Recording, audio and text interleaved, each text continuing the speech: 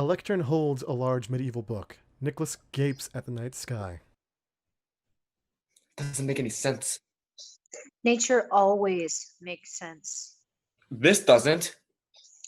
It must.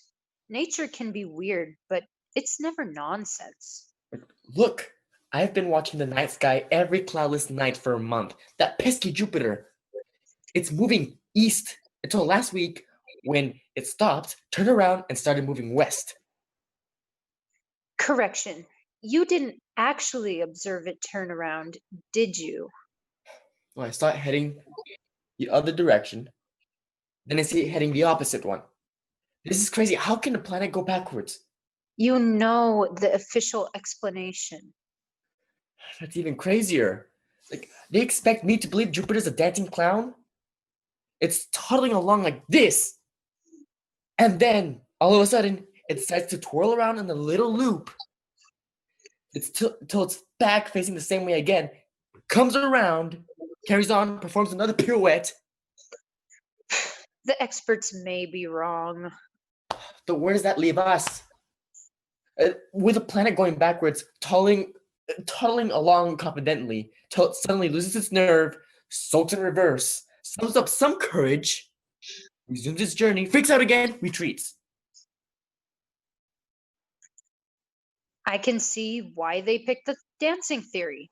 Much more dignified. It's all hogwash. A vain attempt to rationalize an absurdity. Those so-called experts, they're pathetic. You can talk. You mock their delusion, yet here you are conversing with the ghost. You're not a ghost, Hypatia. You're a figment of my imagination. There's a difference. Is there? Ghosts don't exist. Figments of imagination do. They're scientifically proven product of a tortured mind. Not very flattering. I've made you beautiful, nearly as pretty as Matilda Kaminsky, if that's possible. Matilda Kaminsky? I thought I was supposed to stop you from thinking about Matilda Kaminsky. Okay, quit saying her name. You poor thing. Try picturing me someone less like her. Less hot? I prefer to be known for my intellect. See, that's what's right about you. I need a hot girl to talk to me. Matilda Kaminsky doesn't even know I'm alive. Cheer up, Niclas. Not being alive isn't that bad. At least no one can kill you. Getting back to Jupiter. They hacked me to pieces, you know. So I've heard. For being a scholarly female. Yes, I've been reading about you. They didn't like my inquiring mind. It's what attracted me to you. I'm super curious too. Be careful.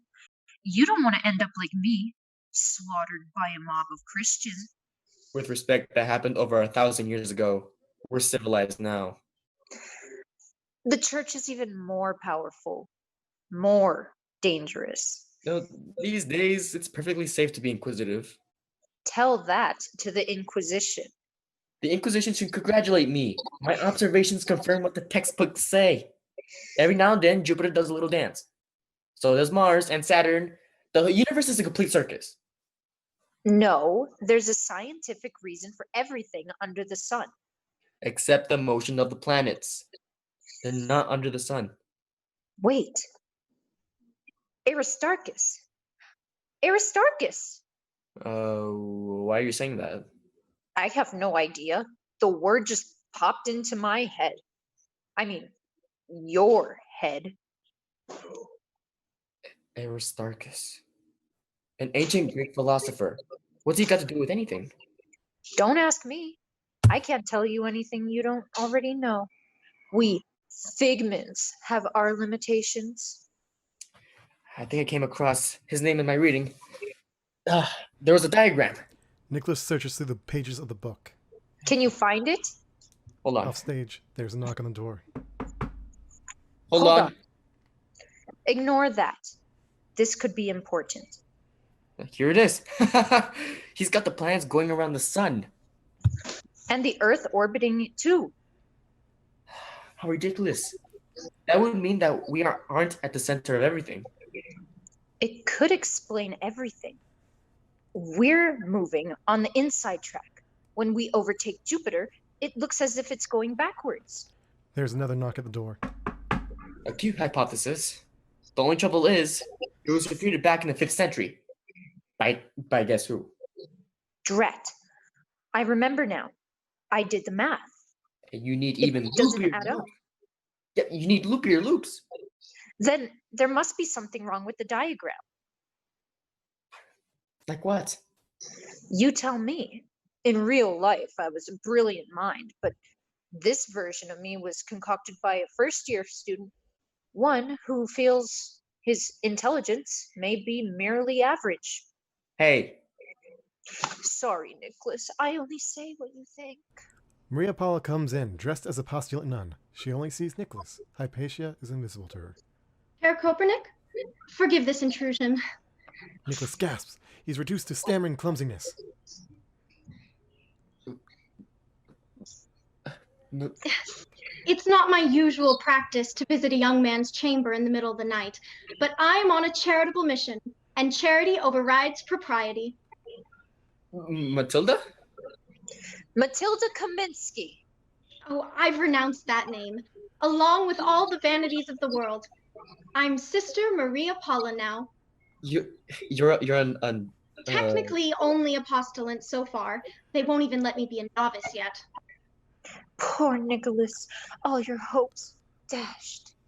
I know, I used to be a terrible snob, but snobbishness is beneath me now.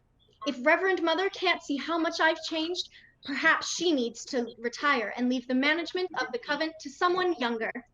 Lord, whatever duty you require of me, I shall humbly obey. Good riddance. Be quiet. Pardon? Well, why are you here? Your friends are worried about you, Herr Kopernik. What friends? Exactly. You spend too much time alone. According to the neighbors, you talk to yourself. Out loud. Your professors wonder if you're suited for the academic life. I've been studying. Maria Ah, Paula looks at the spine of the book. the life of Hypatia. Wasn't she some pagan harlot? Pagan and proud. She was a An anathema? An accursed demon? Her witchcraft has clearly addled your brain. Charming. Your professors have informed your mother of your affliction. She thinks it best if you leave the university at once. What? Oh, she asked me to intervene. Apparently, you are one of my many admirers. It's hard to keep track of them all. But since I'm called on to wield my influence, wield it I shall. Kick her out, Nicholas. I recommend a monastery where the only book is the Bible. Tell her where to go. I don't want to be a monk. What choice do you have? You've lost the great love of your life. Be honest now. Could any other woman take my place in your heart? Probably not. What about me? You're a fantasy. There can never be anything physical between us. Oh, praise the Lord! You finally accept I'm unattainable.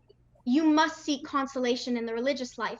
There's an abbey just outside of Krakow, a Benedictine one, but you can't have everything.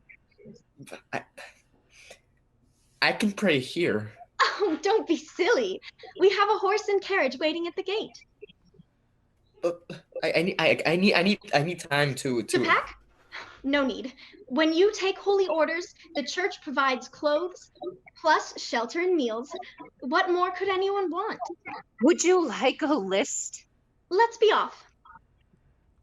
Why not? The universe doesn't make any sense anymore. Why should I bother trying to figure this out? Stargazing isn't healthy. They say lunacy has something to do with the moon. Poppycock. Personally, I think the moon is the work of the devil. The way it tempts you to look at it, growing bigger when it hits the horizon. Like that's an optical Illness? There's nothing wrong with my eyesight. You stupid girl. Sometimes the moon does look bigger because sometimes it's closer because its orbit isn't perfect. Nicholas, the moon's orbit isn't a perfect circle, so maybe... The planet's orbits aren't either. Aristarchus was on the right track, but his not model needs tweaking. I'll run some calculations.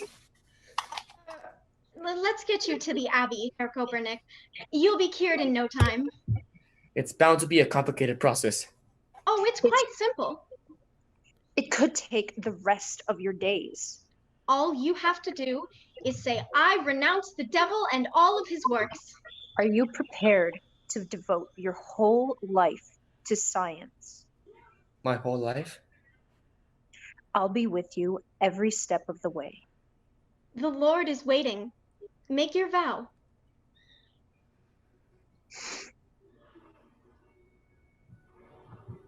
I renounce the devil and all his works. Excellent. Goodbye, Maria Paula. I'm devoting my life to science. Well, no one can say I didn't make an effort. I'm sure the Lord will amply reward me. Maria Paula leaves.